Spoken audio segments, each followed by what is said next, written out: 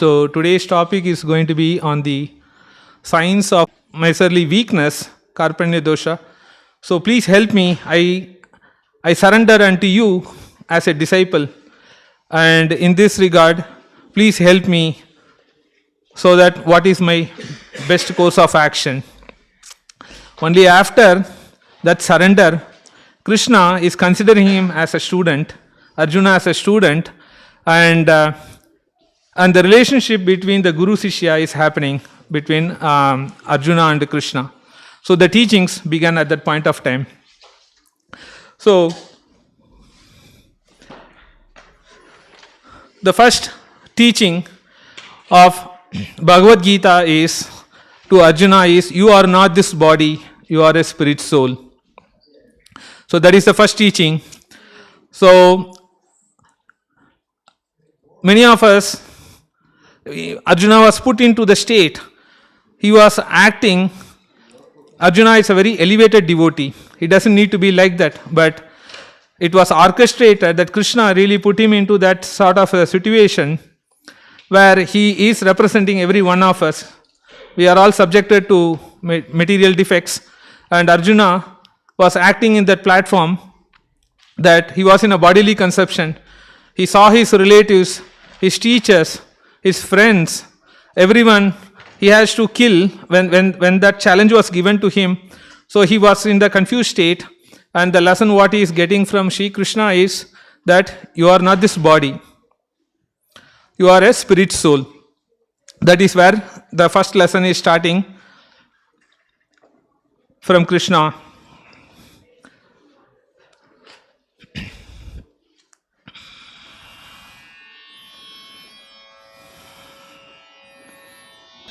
Dehino asmin yata dehe kaumaram yavvanam jara tata dehantara praptir dhirastatra namuhyati. We all can repeat. Dehino asmin yata dehe kaumaram yavvanam jara tata dehantara praptir dhirastatra namuhyati. As the embodied soul continuously passes in this body from boyhood to youth to old age, the soul similarly passes into another body at death.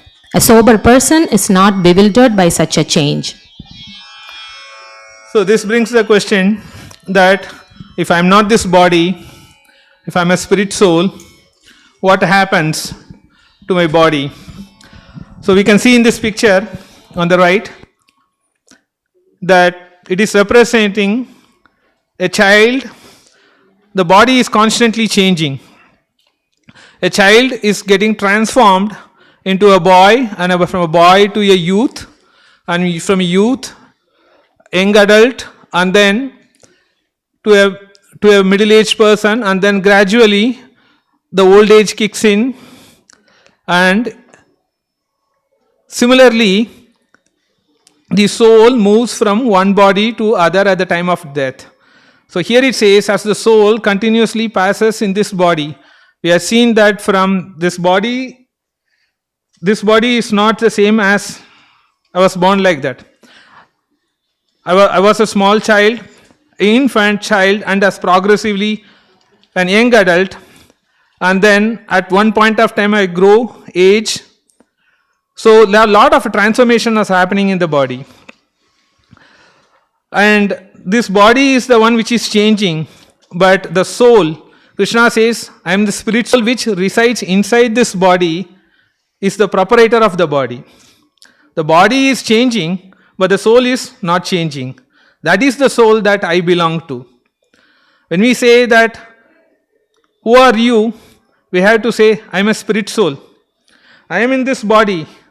Though I had taken my birth as an Indian, someone as American or Russian, these are all identities, technically called upadhis. But I am the proprietor of this body. I am the soul.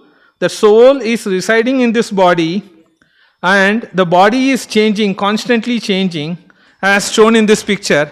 Similarly, after death, the soul which resides inside this body will move from this body to another body.